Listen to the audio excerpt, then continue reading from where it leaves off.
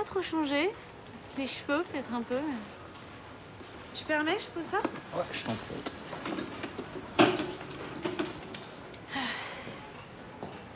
Moi, j'ai un peu changé aussi. Waouh. Félicitations. Merci.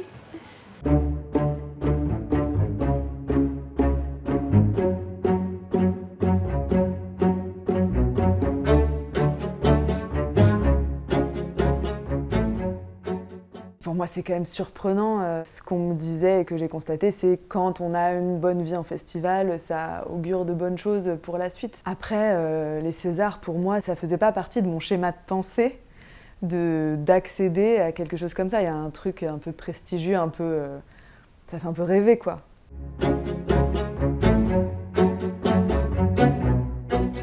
J'ai plein de souvenirs liés au festival, aussi parce que je trouve qu'à chaque fois c'est très différent. J'ai notamment un très bon souvenir d'un festival qui s'appelle Ciné en Herbe, qui a lieu à Montluçon. On était jury des films qu'avaient fait les collégiens et lycéens, et eux étaient jury de nos films. Et donc déjà ça déplace complètement les curseurs, ça devient beaucoup plus collégial. On fait ça ensemble et on s'accompagne les uns les autres, donc c'est moins arbitraire. Et en plus on a formé un super groupe, on était ensemble pendant 3-4 jours, et donc il y avait un côté... Et ça, c'est ce que j'ai ressenti dans pas mal de festivals, faire partie d'une famille. Enfin, il y a plusieurs choses marquantes, mais il y a un souvenir qui m'a particulièrement marqué, c'était le prix du public à Clermont. En général, quand on a un prix et qu'on n'était pas censé rester pour la cérémonie, on nous demande de rester ou de revenir. Donc on sait qu'il y a quelque chose. Et là, Stéphane, l'organisateur, m'avait dit « ce serait bien que tu restes, il y a un prix pour la meilleure musique ». Le compositeur m'envoie un petit mot et tout, ils annoncent la meilleure musique, je vais sur scène, je dis son discours, je me rassois, et puis là, bon, ben, on attend la fin, quoi. Et comme, en nous disant ça, ils savaient qu'on restait, ils nous avaient pas dit pour le prix du public. On a entendu le titre, il y a les images qui sont apparues sur l'écran, vraiment, j'ai pas compris, quoi. J'ai eu 2 secondes de « mais qu'est-ce que c'est ?» Et donc ça, c'était vraiment émouvant, et puis... c'est un film qui a beaucoup eu de prix du public. Et ça, c'est aussi quelque chose d'assez spécial. C'est quand même pour les gens qui ont fait les films.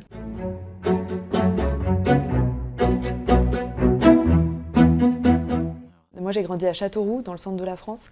Et donc, il y a un cinéma d'art et d'essai là-bas qui s'appelle l'Apollo. Donc, on en a discuté, mais pour le moment, on n'a pas trouvé le cadre dans lequel diffuser le film. J'ai reçu des messages de gens, effectivement, avec qui j'avais été au collège, au lycée, et notamment un ami d'enfance avec qui j'avais partagé des moments qu'on peut retrouver dans le film. Enfin, on sent que c'était cette époque-là.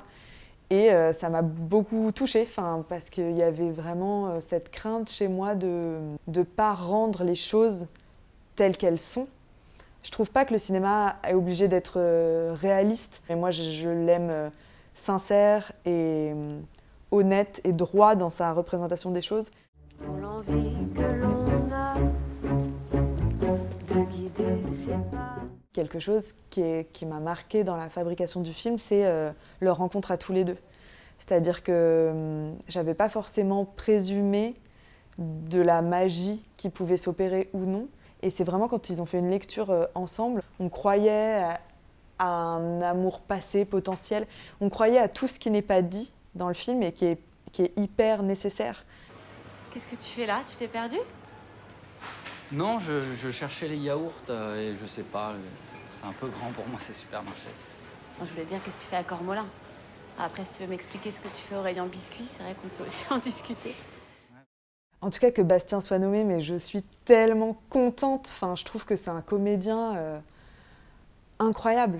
Il est capable de déployer plein de choses au jeu, il est surprenant. Avant, j'avais fait du documentaire, donc le travail avec les comédiennes, les comédiens, je ne connaissais pas. C'est vraiment lui qui m'a montré ce que c'était. Il sent quand il est juste ou non. Il suffisait que je dise bah là, peut-être on pourrait essayer. Il me disait oui, je vois, c'est bon. Et il refaisait, et c'était en effet ou ce que j'attendais, ou autre chose, mais mieux. C'est très riche. Et puis c'est un comédien qui a déjà une carrière quand même assez grosse, quoi. Donc moi, je suis assez contente que j'ai envie de dire enfin, on se dise il a quelque chose, parce qu'il a vraiment quelque chose. Et Juliette Armanet, je crois que c'est vraiment une question de rencontre. Je pense qu'elle a rencontré l'histoire, que ça a fait écho chez elle, et puis qu'il y a eu une rencontre humaine aussi entre elle et moi qui fait qu'elle a accepté de lâcher. Mais c'est vrai que ça demande un énorme lâcher-prise et une certitude que j'allais pas la trahir à un endroit, que le film qui allait en ressortir correspondait à la vision qu'elle avait eue. Ouais, elle a fait confiance. Elle a eu raison, j'espère. Regarder ses émois, écouter son cœur qui bat. C'est vrai que ça nous a aussi étonnés. Il y avait aussi un potentiel risque que ce soit un film générationnel, ce que j'aurais trouvé vraiment dommage. En même temps, je trouve ça assez rassurant. Ça veut dire que les chansons ne sont pas des béquilles et que le scénario, il se tient quand même. En tout cas, des retours qu'on a, des gens qui viennent nous parler après avoir vu le film, ça vient vraiment toucher l'amour non fini et le départ, quoi. Le fait d'être parti de chez soi, le fait de revenir. En fait, on est quand même tous passés par là. Après, je pense que les chansons, c'est quand même le petit plaisir en plus, si on les connaît. La plupart des chansons, elles sont le sens des paroles fait sens dans le scénario. Mais il y a une chanson qui est la chanson de Ménélique où les paroles n'ont absolument pas de sens. C'est plus parce que c'est une chanson qui se chante à deux et que cette génération-là a chanté à tue-tête. Et donc ça, je me demande bien à l'étranger, la traduction, en vrai, ça n'a vraiment aucun sens. C'est plus de se dire « Ah ouais, tu te souviens de cette chanson ?» C'est pas tellement ce qu'il raconte, quoi.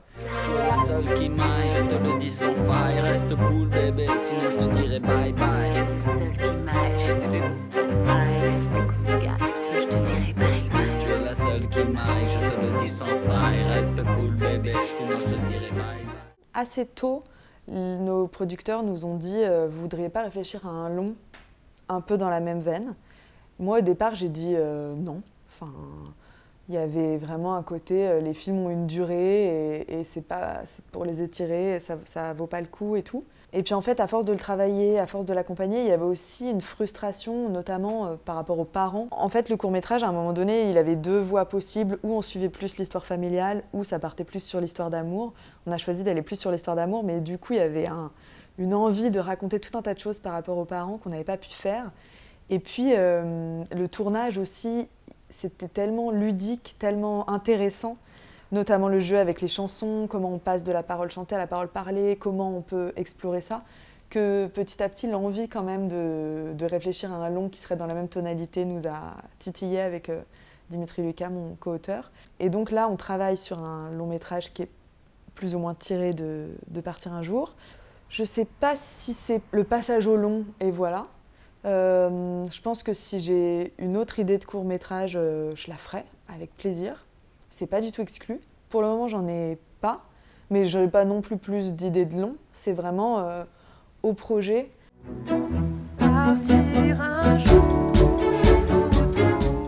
C'est une coprod, le long, avec Top Shot et les films du Vorso. Pour moi, c'est idéal. C'est-à-dire que, comme pour tout le reste, c'est vraiment une question de rencontre. À un moment, quand on rencontre des gens avec qui on se comprend, avec qui on aime travailler, c'est super de pouvoir continuer. Donc, c'est des gens, Top Shot, qui sont venus me chercher quand j'ai fait mon tout premier documentaire, il y a 10 ans, qui m'ont dit « Si un jour tu as envie de faire de la fiction, nous, on pense qu'il y a quelque chose à faire, ça nous intéresse. » Et qui ont été là au moment où j'ai voulu faire de la fiction et qui sont encore là maintenant. Et ça c'est précieux, quoi.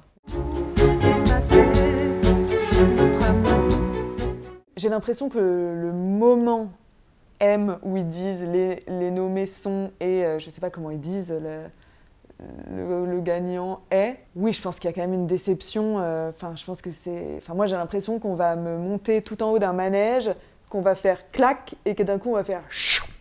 Et que oui, je pense qu'il y a un petit moment de wow. Et d'ailleurs, qu'on gagne ou qu'on perde, je pense qu'il y a un moment de déséquilibre. Après, fondamentalement, le film, il ressemble à ce qu'on avait imaginé. On a rencontré plein de gens, on est en train de faire d'autres projets. C'est aussi une blessure d'ego ou un truc de... une fois que t'es dans la course, t'as envie d'aller au bout, quoi. Mais il n'y a rien de grave. Et puis, tous les films sont super. Franchement, si la seule question que j'ai à me poser, c'est où est-ce que je vais mettre la statuette, ce sera plutôt une bonne nouvelle. Partir un jour sans retour, effacer notre amour sans se retourner, ne pas regretter, garder les instants qu'on a volés.